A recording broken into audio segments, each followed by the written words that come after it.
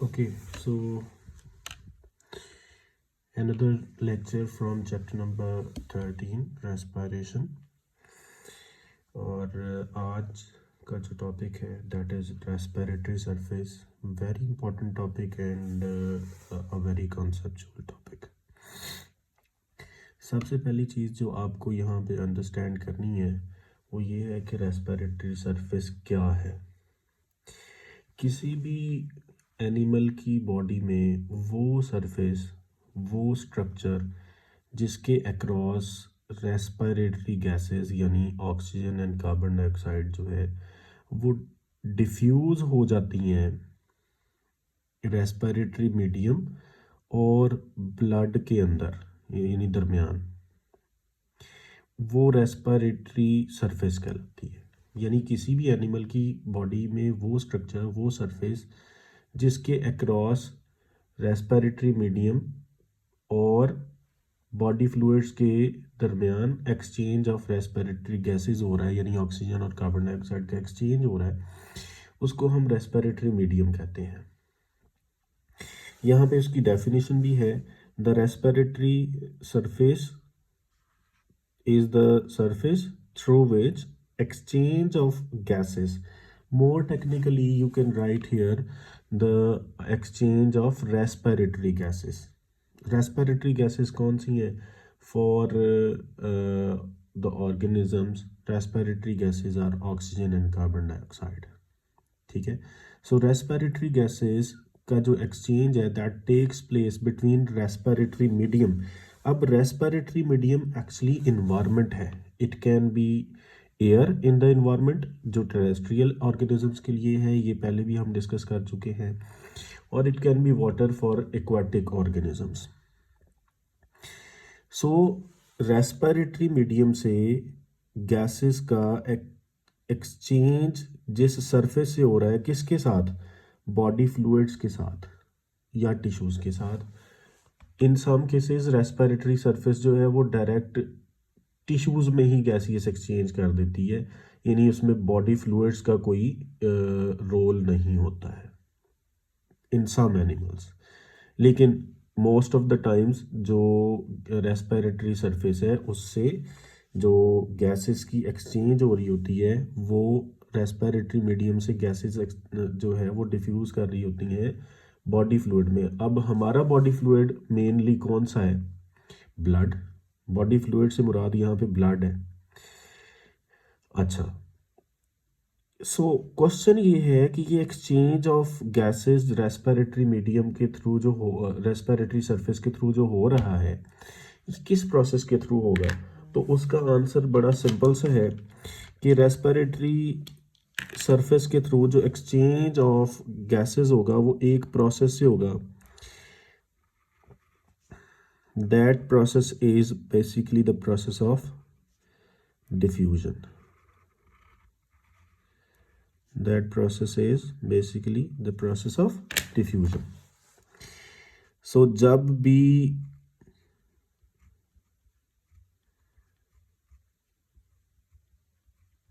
हम respiratory surface की बात करेंगे, एक चीज़ जो जहन में रहनी चाहिए वो किसी भी एनिमल की बॉडी का वो स्ट्रक्चर है जिसके थ्रू गैसेस जो है वो डिफ्यूज़ कर रही हैं इन्वायरमेंट या रेस्पिरेटरी मीडियम से उसके बॉडी फ्लूइड्स में यानी ब्लड में, और ब्लड से इन्वायरमेंट में जा रही हैं। अब ये डिफरेंट ऑर्गेनिजम्स में डिफरेंट है। फॉर एग्जांपल इन हाइड्रा पूरी की पूरी बॉडी ही रेस्पिरेटरी सरफेस के तौर पे काम कर रही है। ठीक है, अगर हम जो है वो अर्थवर्म की बात करें तो वहाँ पे जो रेस्पिरेटरी सरफेस है वो उसकी स्किन है, या आप कह लें कि उसकी जो आउटर लेयर है बॉडी की वो है। अगर हम बात करें कॉकरोच की तो उसकी रेस्पिरेटरी सरफेस जो है उसके अंदर ट्रेकियल सिस्टम है, छोटी छोटी ट्यूब्स हैं, उनकी वॉल्स जो है वो रेस्पिरेटरी सरफेस के तौर पे काम करती है। अगर हम गिल्स की बात, अगर फिशेस की बात करें तो उनके अंदर गिल्स हैं जिनकी वॉल्स रेस्पिरेटरी सरफेस के तौर पे काम करती हैं। और अगर हम ह्यूमन की बात करें तो हमारी बॉडी में जो रेस्पिरेटरी सरफेस है वो कौन सी चीज़ है? That is actually the walls of alveoli. यहाँ पे एक एल्व्यूलस को हमने जो है वो as an example of respiratory surface जो है वो रेफरेंस के तौर पे ड्रॉ किया हुआ है, और इसी से हम रेस्पिरेटरी सरफेस के तमाम मैकेनिज्म्स को समझेंगे। यानी यहाँ तक आपको ये कॉन्सेप्ट क्लियर होना चाहिए कि रेस्पिरेटरी सरफेस वो सरफेस है जिसके अक्रॉस गैसियस एक्सचेंज हो रही है, और वो डिफरेंट एनिमल्स में डिफरेंट स्ट्रक्चर्स है। ठीक है, अब हमारे पास जो रेफरेंस के तौर पे हम यूज़ करेंगे मेनली वो हमारे अंदर लंग्स में एल्व्यूलाई की वॉल्स हैं। एल्व्यूलाई क्या है? सैक लाइक स्ट्रक्चर्स होते हैं लंग्स के अंदर, जो जिनकी वॉल्स के थ्रू गैसियस एक्सचेंज हो रहा है। तो अगर ये पूछा जाए कि ह्यूमन में रेस्पिरेटरी सरफेस क्या है, तो ह्यूमन की respiratory surface actually walls of alveoli है। क्योंकि रेस्पिरेटरी सरफेस के अक्रॉस गैसियस एक्सचेंज डिफ्यूजन के ज़रिए से हो रहा है, तो रेस्पिरेटरी सरफेस को के पास वो तमाम प्रॉपर्टीज़ होनी चाहिए, वो तमाम करेक्टरिस्टिक्स होनी चाहिए जिसके थ्रू गैसियस एक्सचेंज का डिफ्यूजन का रेट बढ़े। फिर से एक्सप्लेन कर रहा हूँ, क्योंकि रेस्पिरेटरी सरफेस के अक्रॉस गैसेस की एक्सचेंज डिफ्यूजन से होनी है, और डिफ्यूजन हमें पता है that is the movement of gases from an area of high concentration to an area of low concentration. Not only gases, बाकी किसी सब्सटेंस को भी इसी तरह से लेते हैं, बट क्योंकि हमारा यहाँ पे फोकस गैसेस के ऊपर है तो गैसेस की बात करेंगे। तो इसका मतलब ये हुआ क्योंकि रेस्पिरेटरी सरफेस के अक्रॉस जो एक्सचेंज ऑफ गैसेस हो रही है वो डिफ्यूजन के थ्रू हो रही है, तो किसी भी रेस्पिरेटरी सरफेस के पास वो तमाम करेक्टरिस्टिक्स होने चाहिए जो डिफ्यूजन के रेट को फैसिलिटेट करेंगे, मैक्सिमम डिफ्यूजन करवाएंगे। तो वो करेक्टरिस्टिक्स हम पढ़ेंगे। सबसे पहले तो हम एल्विलाई को थोड़ा सा जो है एल्विलाई की वॉल और यहाँ पे एक्सचेंज ऑफ गैसेस कैसे हो रही है रेस्पिरेटरी मीडियम और बॉडी फ्लूइड के दरमियान, और कैसे ये एक रेस्पिरेटरी सरफेस बनती है, वो सारी यहाँ पे पहले डिस्कशन करते हैं। So for example this is one alveolus, singular alveoli का जो सिंगुलर है वो एल्व्यूलस कहलाता है। एल्व्यूलाई एक सैक लाइक स्ट्रक्चर है जो हमारे लंग्स के अंदर मौजूद है। अब जो वॉल ऑफ एल्व्यूलस है, अब ये एल्व्यूलस की वॉल है, इसके अंदर बच्चों ब्लड कैपिलरीज मौजूद है। इन ब्लड कैपिलरीज के अंदर क्या मौजूद होगा, और इनको हम टेक्निकली क्या कहते हैं? पल्मोनरी कैपिलरीज कहते हैं। इन पल्मोनरी कैपिलरीज के अंदर क्या चल रहा है? ब्लड। कौन सा blood? Deoxygenated blood which is actually rich in carbon dioxide. So इसका मतलब पल्मोनरी कैपिलरीज में जो ब्लड आ रहा है उसके अंदर कार्बन डाइऑक्साइड की कंसंट्रेशन ज्यादा है। और एल्विलाई के अंदर क्या चीज आ रही है? एल्विलाई के अंदर आ रही है एयर, फ्रेश एयर आ रही है विच इज हाई इन, और ये हमारा क्या है? रेस्पिरेटरी मीडियम है। रेस्पिरेटरी मीडियम है एयर जिस से हमने गैसियस एक्सचेंज करनी है। Fresh air is actually rich in oxygen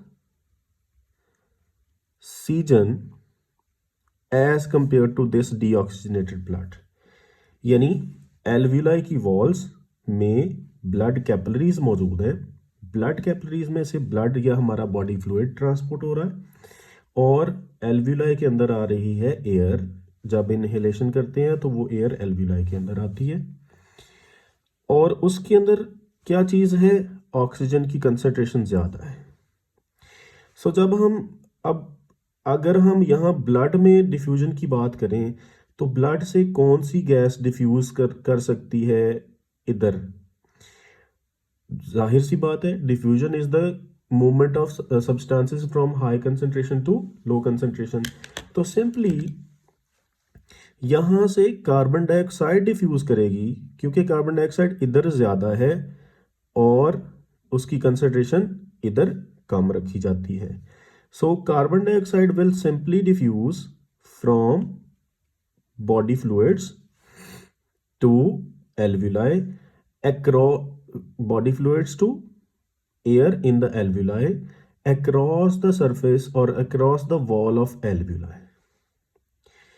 क्योंकि एल्विलाई की वॉल के अक्रॉस गैसेस की एक्सचेंज हो रही है, respiratory gases, carbon dioxide blood से एल्विलाई के अंदर आ रही है एयर में, और अब क्योंकि ऑक्सीजन इधर ज़्यादा है, ऑक्सीजन हाई कंसंट्रेशन से लो कंसंट्रेशन की तरफ यानी एल्विलाई के अंदर से ब्लड के अंदर डिफ्यूज कर जाएगी। तो क्योंकि एल्विलाई की वॉल के अक्रॉस रेस्पिरेटरी मीडियम यानी एयर और ब्लड के दरमियान गैसेस का एक्सचेंज हो रहा है, इसलिए एल्विलाई को की वॉल को हम कहते हैं कि ये हमारी बॉडी की रेस्पिरेटरी सरफेस है। I hope it will be clear now कि रेस्पिरेटरी सरफेस क्या है। रेस्पिरेटरी सरफेस एक्चुअली वो कोई भी स्ट्रक्चर है, वो कोई भी वॉल है जिसके through gases, respiratory gases exchange हो रही हैं between respiratory medium and the body fluid, और ये प्रोसेस डिफ्यूजन के थ्रू होता है। मैंने पहले कहा एल्विलाई की वॉल के अंदर ब्लड कैपिलरीज हैं जिनके अंदर डीऑक्सीजनेटेड ब्लड आ रहा है। नाउ उसमें कार्बन डाइऑक्साइड ज़्यादा है और इनहेलेशन के थ्रू जो एयर, ऑक्सीजन रिच एयर आ रही है, वो किस में आ रही है? एल्विलाई में। तो जाहिर है एल्विलाई के अंदर जो है ऑक्सीजन आ रही है through the process of ventilation, inspiration and expiration के थ्रू, जिससे गैसेस यहाँ पे एक्सचेंज होती जाएंगी। पहली बात तो ये है, इसलिए एल्विलाई की वॉल हमारे लिए जो है वो रेस्पिरेटरी सरफेस का काम कर रही है। Now one thing to focus here and one thing you must be clear in, वो ये है कि एल्विलाई की वॉल्स के अंदर जो ब्लड है वो स्टैग्नेंट नहीं है, यहाँ पे रुका नहीं हुआ है, ना ही वो वेट करेगा कि उधर से यानी ऑक्सीजन आती है तो फिर ही आगे मूव करूंगा। इसका मतलब ये है यहाँ पे ऑक्सीजन की डिफ्यूजन का और कार्बन डाइऑक्साइड की डिफ्यूजन का, कार्बन डाइऑक्साइड की diffusion from blood to alveoli और ऑक्सीजन की diffusion from alveoli to blood कम से कम इतनी रफ्तार या इतने रेट से ज़रूर होनी चाहिए ये डिफ्यूजन कि जब ब्लड, जितनी देर में ब्लड यहाँ से मूव करके आगे निकलता है उतनी देर में ये डिफ्यूजन मुकम्मल हो जाए। फिर बात क्लियर कर रहा हूं, क्योंकि एल्विलाई की वॉल एक रेस्पिरेटरी सरफेस के तौर पे काम कर रही है और इसमें डीऑक्सीजनेटेड ब्लड आता है मूव करते, और जब वो मूव कर रहा होता है through the wall of alveoli तो इधर से मूव करते करते वो डीऑक्सीजनेटेड से ऑक्सीजनेट हो जाता है, ऑक्सीजन उसमें डिफ्यूज करती है एल्विलाई से कैपिलरी के अंदर ब्लड में। अब ब्लड यहां से मूव कर रहा है तो इसका मतलब है ऑक्सीजन की डिफ्यूजन का रेट और कार्बन डाइऑक्साइड की डिफ्यूजन का रेट इतना होना चाहिए कि ब्लड जितनी देर में यहां से मूव कर जाए उतनी देर में ब्लड के अंदर जितनी भी गैसियस एक्सचेंज करनी हो वो मुकम्मल हो जाए। इसके लिए एल्विलाई की वॉल जो है उसके पास ऐसी प्रॉपर्टीज होनी चाहिए जो गैसेस की डिफ्यूजन को मैक्सिमाइज कर देंगी, और किसी भी रेस्पिरेटरी सरफेस के पास ये प्रॉपर्टीज होनी चाहिए कि वो गैसेस की डिफ्यूजन के रेट्स को मैक्सिमाइज करें ताकि एफिशिएंट गैसियस एक्सचेंज हो सके अक्रॉस द रेस्पिरेटरी सरफेस। वो कौन से करैक्टर्स हैं जो किसी रेस्पिरेटरी सरफेस को बहुत एफिशिएंट बनाते हैं? उसमें सबसे पहला करैक्टर है कि वो respiratory surface thin and moist होनी चाहिए, उसकी वॉल्स बहुत थिन होनी चाहिए। फॉर एग्जांपल अगेन हम रेफरेंस एल्विलाई की वॉल को ही लेंगे। अब एल्विलाई की वॉल जो है ना वो एक सिंगल लेयर ऑफ सेल्स की बनी हुई है। पहले नंबर पे तो सेल्स की जो चॉइस हुई है यहाँ पे एल्विलाई की वॉल के अंदर, एल्विलाई की वॉल जो है that consist of single layer of cells. Cells की लेयर्स को बढ़ाया नहीं गया, यहाँ सिंगल लेयर रखी गई है। जितना हम सेल्स की लेयर्स को बढ़ाते एल्वियोलाई की वॉल थिक हो जाती और एल्वियोलाई में आने वाली एयर और ब्लड के दरमियान जो गैप है और जो बैरियर्स हैं वो बढ़ जाते, जिससे ऑक्सीजन की डिफ्यूजन ब्लड में और ब्लड से कार्बन डाइऑक्साइड की डिफ्यूजन एल्वियोलाई के अंदर वो उसका रेट कम हो जाता। सो सबसे पहले नंबर पे तो एल्वियोलाई को बनाने के लिए जो लेयर्स का इंतखाब किया वो एक लेयर का इंतखाब किया, ठीक है, यानी उसको थिन रखा गया। दूसरी चीज ये है कि जो एल्वियोलाई की वॉल को बनाने वाली जो सिंगल लेयर ऑफ सेल्स है, अब वो लेयर ऑफ सेल्स जो है उसमें जो सेल्स का इंतखाब किया गया है, जो सेल्स सेलेक्ट किए गए हैं, they are also the most thin cells. Thin cells उस टिश्यू में सेलेक्ट किए गए हैं। एक्चुअली एल्वियोलाई की वॉल को बनाने वाले जो टिश्यूज हैं वो एक्चुअली स्केमस एपिथेलियम के टिश्यूज हैं। अब जब हम एपिथेलियम की बात कर रहे हैं तो एपिथेलियल टिश्यूज थोड़े से डिस्कस कर लेते हैं ताकि हमें पता चल जाए कि एल्वियोलाई की वॉल को बनाने के लिए कौन से सेल्स का इंतखाब किया गया। एल्वियोलाई की वॉल्स को बनाती है जो टाइप एपिथेलियल टिश्यूज की, वो कौन सी टाइप है, स्केमस एपिथेलियम। लेकिन हमारे पास एपिथेलियल टिश्यूज की मेनली तीन टाइप्स हैं, वैसे तो ज़्यादा है, शेप के लिहाज से और थिकनेस के लिहाज से मैं इधर रेफरेंस दे रहा हूँ। Number 1 cuboidal epithelium, number 2 columnar epithelium and number 3 is squamous epithelium. यहाँ से आप अंदाज़ा लगा सकते हैं पिक्टोरियल व्यू से ही कि क्यूबॉइडल एपिथेलियम और कोलमनर एपिथेलियम बहुत ज़्यादा थिक है, जबकि स्केमस एपिथेलियम के सेल्स बहुत फ्लैट और थिन है। सो अगर एल्वियोलाई की वॉल बनाने के लिए नेचर क्यूबॉइडल एपिथेलियम या कोलमनर एपिथेलियम में से किसी एक का इंतखाब कर लेती तो इनकी इवन सिंगल लेयर ही बहुत थिक हो जाती। सो एल्वियोलाई की वॉल को थिन बनाने के लिए नंबर 1 तो सेल्स की एक लेयर का इंतखाब किया गया और जो सेल्स यहाँ पे सेलेक्ट किए गए वो भी मोस्ट थिन उस टिश्यू में किए गए, जो सबसे थिन थे एपिथेलियल टिश्यूज की टाइप वो सेलेक्ट की गई। तो जिसकी वजह से क्या हुआ, एयर और ब्लड के दरमियान जो बैरियर है वो कम हुआ। जितनी ये लेयर थिक होती उतना एयर और ब्लड के दरमियान बैरियर ज्यादा हो जाता। अब क्वेश्चन ये है कि रेस्पिरेटरी सरफेस कितनी लेयर्स थिक है, यानी ऑक्सीजन को एल्वियोलाई से ब्लड में जाने के लिए और ब्लड से कार्बन डाइऑक्साइड को एल्वियोलाई में की एयर में आने के लिए कितनी लेयर्स से गुजरना होगा। This is very important to know. याद रखें जब ऑक्सीजन डिफ्यूज करती है ब्लड में तो नंबर 1 तो फर्स्ट लेयर जो वो क्रॉस करती है वो एल्वियोलाई की वॉल के सेल्स की लेयर है। एक लेयर ये है एल्वियोलाई के वॉल्स की, एल्वियोलाई की सेल्स की लेयर वॉल में, और दूसरी वो वॉल है जिससे कैपिलरी बनी हुई है, ठीक है। कैपिलरी की भी तो वॉल है ना, वो भी सिंगल लेयर थिक है। यानी अगर ये पूछा जाए कि रेस्पिरेटरी सरफेस कितनी सेल्स लेयर थिक है तो 2 सेल लेयर्स, एक लेयर क्रॉस करनी पड़ती है एल्वियोलाई की वॉल की और दूसरी लेयर क्रॉस करनी पड़ती है कैपिलरीज की, पल्मोनरी कैपिलरीज की। सो थिन एंड मॉइस्ट, और फिर ये वाटर की एक लेयर यहाँ पे और अलोंग विद सरफेक्टेंट्स मौजूद रहती है एल्वियोलाई की वॉल के ऊपर जो इसको मॉइस्ट रखती है, ठीक है।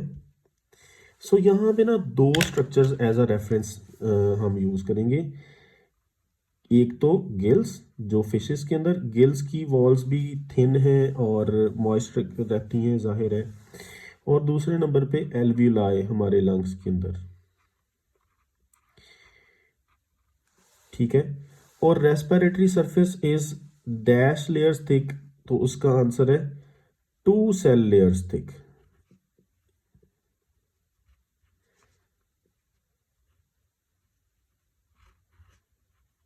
Respiratory surface is 2 cell layers thick. It is very important MCQ. Okay, उसके बाद दूसरा पॉइंट ये है कि उसका सरफेस एरिया ज़्यादा होना चाहिए। जाहिर है डिफ्यूजन का रेट उतना ही ज़्यादा होगा जितना किसी सरफेस का या रेस्पिरेटरी सरफेस का सरफेस एरिया ज़्यादा होगा। तो अगेन गिल्स और लंग्स में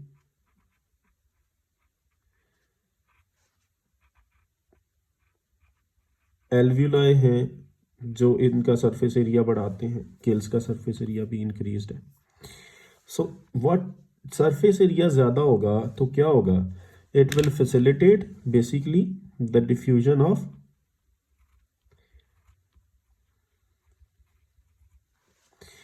रेस्पिरेटरी गैसेस।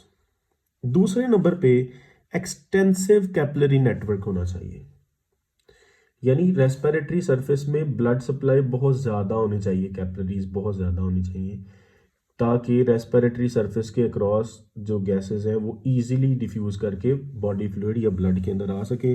अगेन यहाँ गिल्स जो हैं they are also heavily supplied with blood capillaries and alveoli in the lungs they are also heavily supplied with pulmonary capillaries as we have discussed.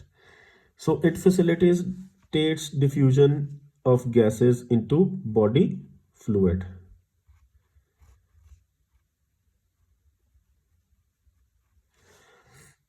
उसके बाद ventilation.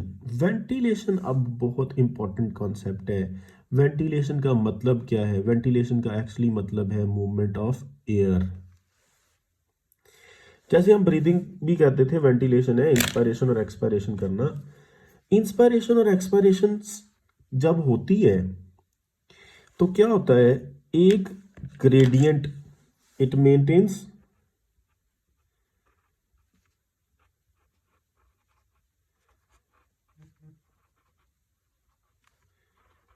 a gradient of respiratory